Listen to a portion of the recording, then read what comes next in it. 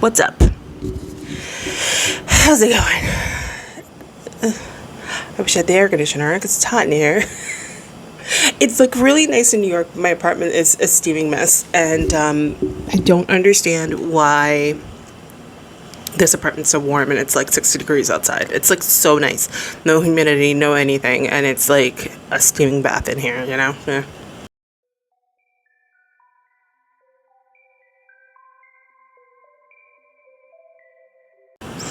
All right, today's topic is grief. I saw another creator recently that I watch a lot.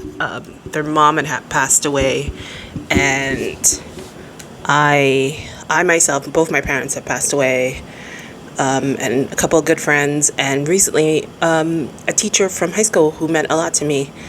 So yeah, I feel like I have enough to say about it to make a video. So hopefully, I don't know, hopefully this video makes sense. If it doesn't, I hope it brings you some sort of comfort and joy, and let's get into it.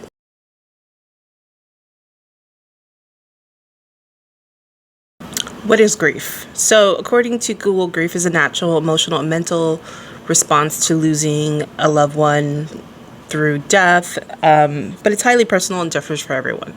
And in this example of receiving grief through someone's death, I think that's the most common one that we know of, and the most common one we use for grief. But obviously there's all sorts of levels of grief that don't necessarily have to deal with someone's death. It could be a breakup of a relationship, either platonic or of romantic relationships. I'm sure we've all gone through some sort of breakup with a friend at one point or another, or a relationship that ended really badly and left us in such a devastating state. Yeah, but then there's ones that are a little lesser than those, like death and breaking up a relationship, like moving to a new neighborhood or moving to a new state, switching jobs, just changing things somehow, where you're grieving the old of you, or the old experience, or the old neighborhood, or the person, and that process where you're missing out. Even school, like school, like going from like elementary school to middle school to high school to college. That's there's a grieving process in that too, because you'll miss the old ways. But yeah, there's grief in a lot of things that we do day to day, and we really don't talk about it. And it happens. It's a natural thing, and everybody processes it differently, and it totally depends on who you are and what you need, and we'll get to that soon.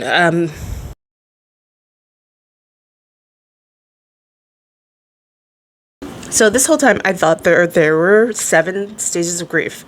There's actually 5. Denial, anger, bargaining, depression, and acceptance.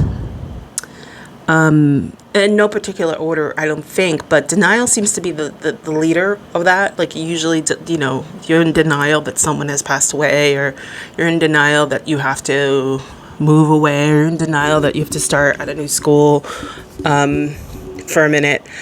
I can say in a lot of my circumstances, I feel like denial and anger have been a big part of it, and then depression. And then bargaining, not necessarily, I don't know, depended on the person, but usually bargaining was not in my kind of stages. And I guess acceptance has more to do with realizing the person is gone, or the situation is no longer around, and just accepting your circumstances without them, or without the establishment, or without whatever it is. So yeah, I don't know. I just, depending on the person, depending on the circumstance, we all go through different things.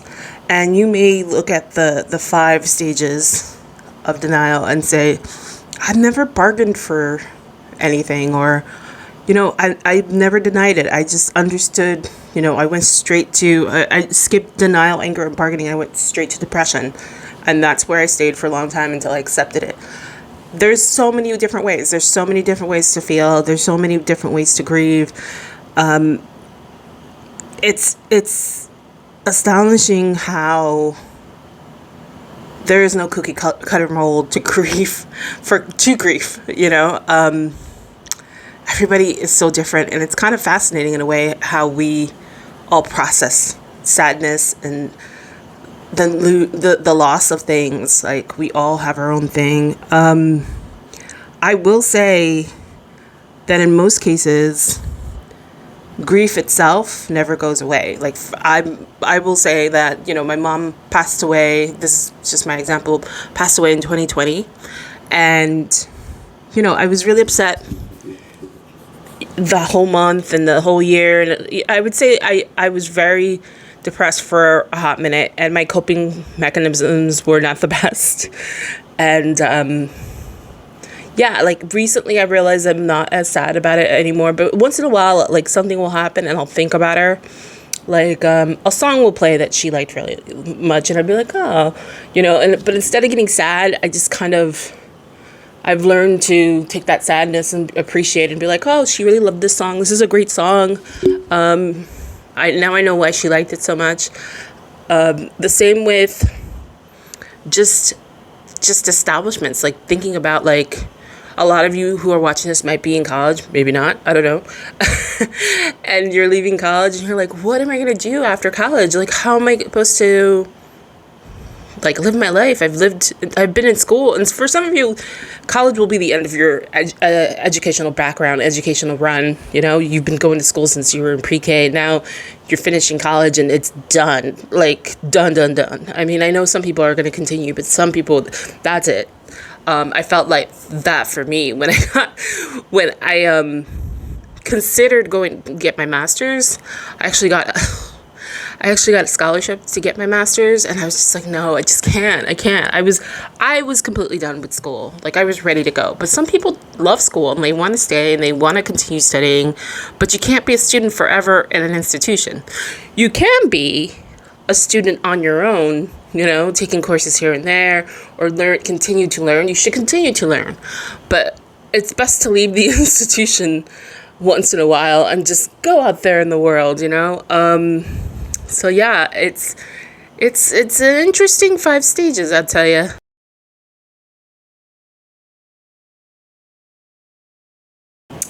Dealing with grief is really not linear, right? We are all so different. We all have different circumstances. We all come from different backgrounds. So everybody's way of dealing with grief is different. So all I can do is give you some suggestions. Like I said, grief takes time and it's timeless. I'm looking at my notes. Be patient with yourself. That's all you can do. I remember when my mom died, I felt terrible, but I also was like, I had a really shitty boss too at the time, and she kept calling me and being like, oh, just checking on you, no pressure, but just let me know when you're coming back. And I feel like her doing that got me to come back too soon. And then the secretary was like, don't do anything you don't want to, but I didn't listen to that, and I ended up coming back sooner than I needed to. And I regret that, because I should have taken as much time as I wanted. And her being like, oh, I'm just checking up on you, don't worry. Like, I knew what she was doing. And she was like, oh, just wondering when you were coming back. Ma'am, I have, bereavement. You guys pay for it. Like, calm down. Like, it was such a strange thing. With that said, take your time. Take your time. If you need that extra time, take it.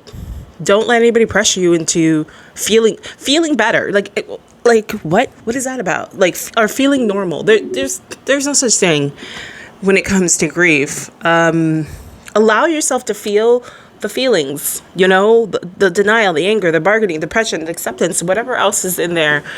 Let yourself feel the feelings. And sometimes, I'll be honest, I didn't have the best relationship with my mom. We were no contact for a couple of years before she passed away. So I didn't feel guilt about that. I was glad I did that, because a lot came from me taking care of myself. There was a lot of things going on in my life with her, and I was able to address it and really work on it. And I'm grateful for that, but I'm also sad she's gone. There's a part of me that wishes she was, and this might be controversial, and really listen to my words when I say this, I wish she was a better person and did things for herself. So she felt better because there were parts of her that were, I don't know what the word is. She was just regretful of having children in a sense. I know that sounds terrible, but I feel like a lot of boomers and people of my mother's age generation felt like they had to have kids. And a lot of them just didn't want kids. Like, they didn't want kids. They didn't want that life. That life wasn't for them. They wanted to do other things, but they felt an obligation to do this. So then they regretted kids and put a lot of stigma on them. And, you know, I wish she could have done what she wanted to do and could have been happier. She was never really a happy person. She was a good actress. She pretended that she was happy. And I wish she would have taken care of her mental health. For sure. Like, I really, really wish she would have, you know, taken time to talk to somebody and really work on coping mechanisms and coping tools, because she would have been a different person. But, life is what it is. And because I saw her not doing those things, I decided to do it for myself. And so, in a way, it was a lesson for me to be like, you know what? I don't want to be like that. I actually don't want kids. I love children. I take care of children. I tutor children. But I don't physically need to birth a child to be complete in my life. And that's okay. And some of you guys are watching this and you're like, oh my gosh, I don't know what my life would be without my child. And that's fantastic. And I'm happy for you and great for you. But that's not me. So with that said, if you are in a circumstance with grief where it is so unbearable, like at one point with the whole thing with my mom, I was feeling so conflicted because there was a little bit of guilt. There was like confusion. I was angry at her, not necessarily the situation. I was angry at myself because I should have, so I got professional help. I also needed something that also the time of her death was like at the beginning of the pandemic. She passed away from complications due to COVID. And please do not get in my comments and talk about, and be a COVID denier, because I'm like, F off, please. Please don't do that. Don't, their opinion is not welcome here at this moment with this video called Grief. If you want to send me an email, you're welcome to. But right now, I don't need that. So please just be respectful. So another point I'm saying is seek support, like get a therapist. I was put on antidepressants. I met with the therapist once a week. I had to see my doctor because of the type of medication I was on. And I found out that not all states do this, but in New York, because of the medication I was on, I had to see an MD, a medical doctor, a physical doctor, to do a physical once a month on top of going to a therapist every week. So yeah, do what you got to do.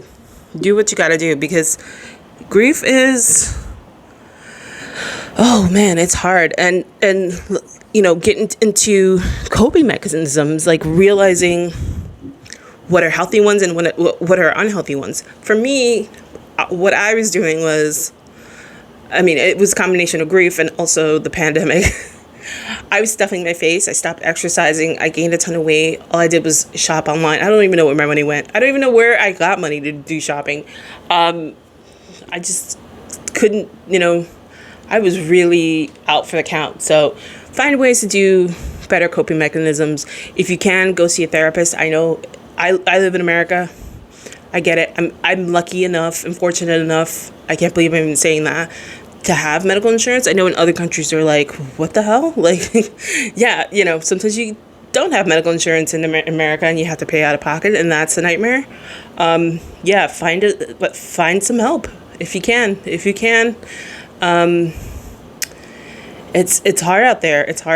And you're not alone either, Another great thing that came from therapy was having some sort of routine, and it wasn't anything like insane. Like, it was just like getting up in the morning and changing your clothes and like making the bed and maybe going out for like a 5-minute walk around the block during lunch, or just getting back into things, because, my peace of mind and my sense of self was kind of gone. And a lot of things were going on in the world at that time. So even the pandemic itself was a way of us grieving the normal or the everyday.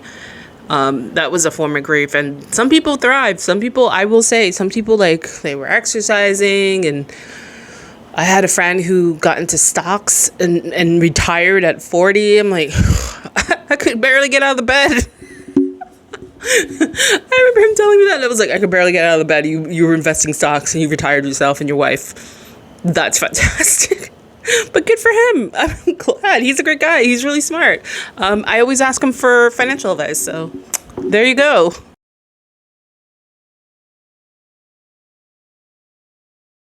So to sum this all up, you are you, right? You are one individual. And the way you're going to process grief is going to be totally different than the way I process grief. Maybe you need a lot of time alone. Maybe there are certain things that need to be incorporated in your life to get you out of grief. Whatever it is, just know that it's okay to be different from somebody else. Grieving is not linear. It just doesn't happen. Like, it happens and then suddenly you are better one day and that's it and you're good to go. It's hard to explain. It's not ebbs and flows, but more like sudden shifts and sudden pokes. You could be fine one day, and like I said, like, I was walking down the street, and then I heard a song that reminded me of my mom, and at that point I had already processed and accepted that she was gone, and it made me happy. But other people might hear a song that reminds me of their mom and be upset and cry and get depressed, and that's okay. Like, don't let anybody tell you that the way you grieve is terrible, unless you're doing terrible things. Like, if you're doing something illegal, just stop. Seek professional help. In that case, you should really, well, if you're doing illegal things, you could afford to go seek professional help, I would hope. Please don't hurt yourself. Please. I've seen that too. Like, I had a friend pass away because he was getting a divorce and he couldn't handle it. And, you know, if you are in a dark place, please, there are hotlines. I mean, I'm talking about having money to go see a therapist, but if you are in a dire place where you just, it's bottomless and you just don't know what to do, call 911, call a suicide hotline. Like, please, just find help. You are important in this world. You are an important light in this world, and we need you more than anything else. I don't even know who I'm talking to, but hey, hopefully this message will get to you, and remember that you're important. We need you. We need you. We have to stand up and be together, okay? Okay, great. Yeah, well, that's my video on grief. Hopefully this was insightful. Hopefully you guys don't completely hate me. And I was just like, what is she mumbling about? What is her background? I tutor students, you weirdos. Anyway, Solar System World Map. Welcome. Thank you so much for stopping by and watching my video. Please like and subscribe. Give me a comment about how you're doing in the world and how are you dealing with grief and all that jazzy jazz stuff. And yeah, thank you again. And until next time, bye.